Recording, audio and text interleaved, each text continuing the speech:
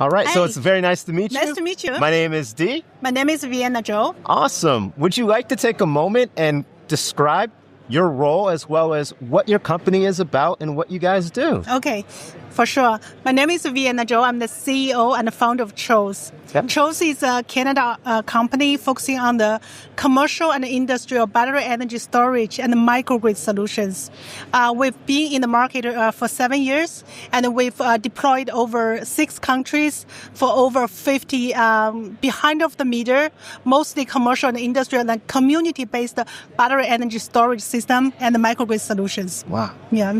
And so, who are your typical customers for the services that you offer? That's a great question. We actually don't sell to the end users or the power consumers. We sell to the EPC company, which is an engineering, procurement, and construction company, and the consulting firms or the integrators, other integrators, or the project developers. So those partners or channels will bring our solutions to every corner of the the market. Okay. Yeah. And what is it that's typically going through the EPC's mind that makes them say, I need a battery storage solution right now? Mm-hmm. What are the triggers that would make them reach out to you? Yeah, I think most of the customer reach out to us is the project developers, because they actually have the mindset of develop a battery energy storage or microgrid project for the end users. Then the EPC is a bit downstream ecosystem. So the project developers, the reason for them to develop this type of a solution, first of all, is energy resilience, right? So they might use it for the backup power, or when there's a blackout or a gray out, they use a battery to, back up the power. Another needs come from the electricity bill saving, because you no matter use a standalone battery storage or use a battery storage with any other renewable resources, it actually can help you to do the peak shaving, energy arbitrage, or any type of the demand support. So that actually will cut your bill compared to you only rely to the grid to supply you the power that you need. Because of the electrification, decarbonization, and the AI technology advancement, there will be higher and higher peak demands from the market, from the power consumers. And when your demand, when your supplier is not big enough to satisfy the demand, the grid will ask a higher and higher pricing, because the cost will be higher and higher. So they will charge higher and higher utility bill from the consumers. So if you have a technology which is based on the battery storage, which can help you to shave the peak, so you don't really consume higher peak from the grid, so your bill will be lowered.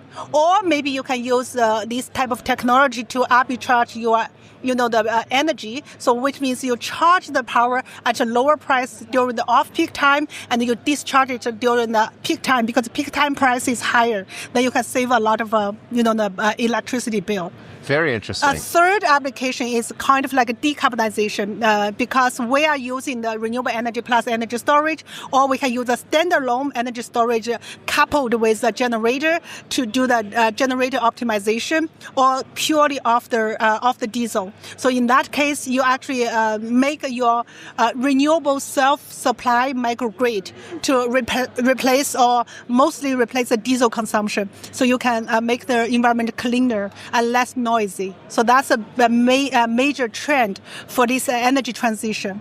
Okay, so let me just make sure I'm following everything correctly here. Too much information. No, because I'm just trying to keep myself up. Yeah. You know all this great information. So the first thing that it's going to help with is mission critical facilities, things that need power, and we can't afford for power to cut off. I would need your energy storage solution. That's number one. Yeah. The second thing would be, if I'm trying to cut down my electricity bill, you're able to tap into the battery during the times when the prices are at its peak. Yep. It's kind of like with Uber, and they do that surge charge. Yes. You're able to give me that alternative, so I don't have to pay that surge charge. Yes. And then the third thing is going to be that decarbonization. So you're able to simply supply an alternative kind of power source to diesel. Yes. So that way you can use the battery and diesel, so you're actually lessening the use of your carbon Exactly. energy. You actually sum up in a very, very great way. Yeah. Okay. Yeah, that's the main actually the needs from the market in terms of using our technologies. Okay. Yeah, and I'm actually talking about the functions from a behind of the meter perspective,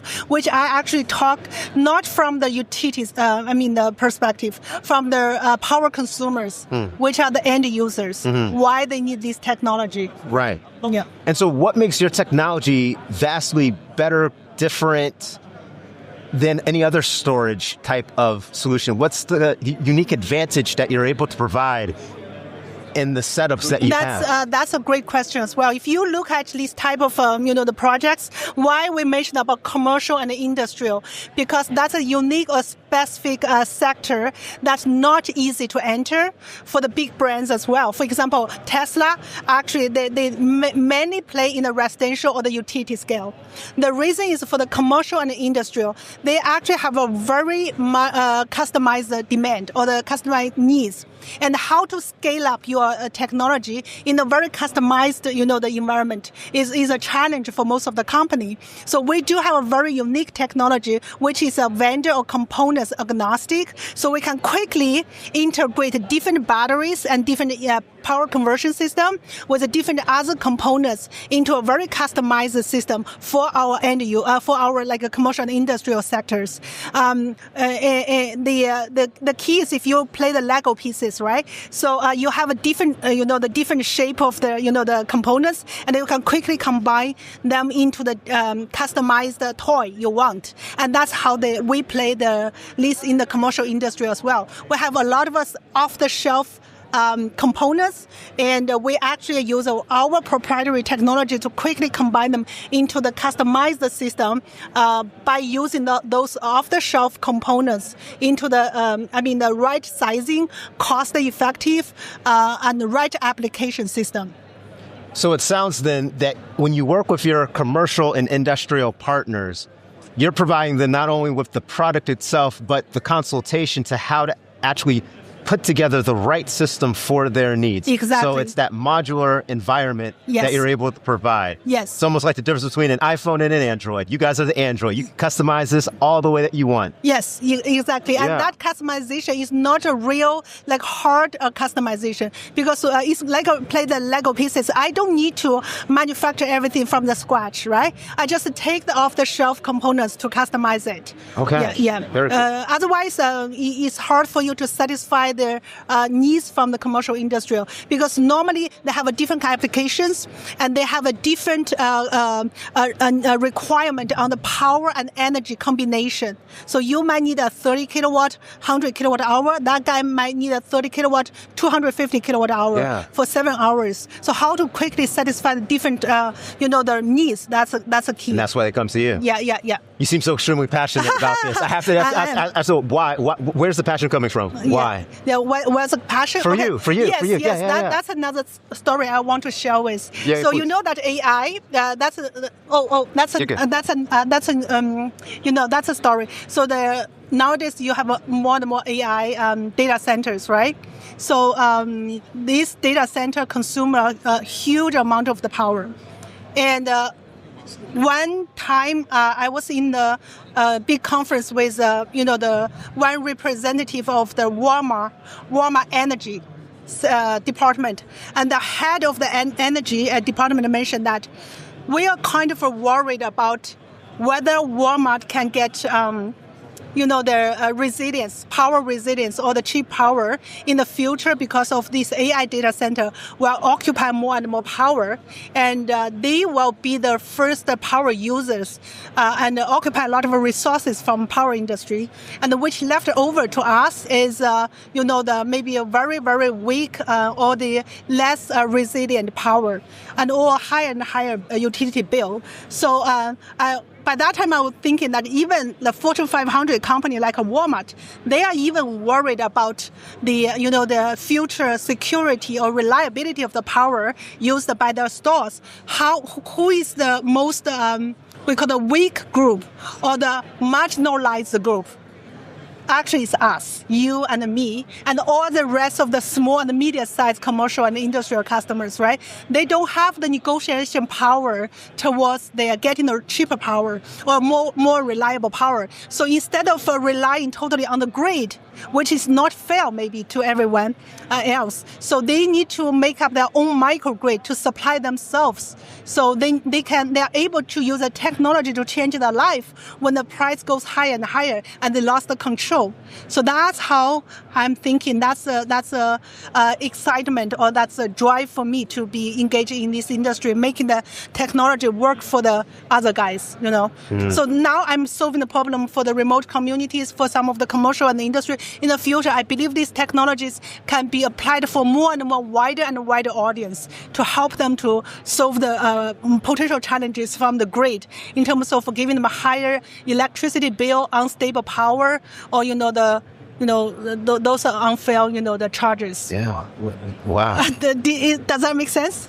Oh, it totally makes sense. I mean, what you're basically saying here is that from your experience, you saw that, Walmart is putting a lot of resources right now and thinking about how they can decrease their energy or electric consumption and getting that price as low as possible. Yeah. And that sparked in your mind, well, if big companies are putting a lot of energy and effort into this, what about the end user, like my mother, my cousin, my family? And the small business as well. The small businesses, how can they reap the benefits of the larger corporations? And the current way that the grid is set up, it doesn't provide them with easy access to battery storage solutions like what you're offering. And so what you're currently doing... it's more like a microgrid solution. Right. So you're working from the commercial and industrial side to sell through them so they can actually go ahead and reach the small, medium business and everyday family that and starting from this year, we're going to launch the residential microgrid as well to not only protect those commercial industrial, but also the residents as well. Okay. Yeah. It sounds like a very tall task that you have at hand. Thank you very much. Okay. Definitely. I do appreciate you taking the time to interview me. Is there anything else that you would like to finish off with or add, or... The ad is now we're very proud after 7 years of the efforts. We are highly recognized as a Canada or Canadian, the homegrown business in terms of focusing on the behind of the meter commercial industry and the community-based battery energy storage system microgrid solution. Wow, that's a long sentence. So we are taking more efforts. I'm leading a team to build a better future for not only for Canada but for the whole world. Beautiful. Thank you so much. Thank you very much. Definitely. Thank you.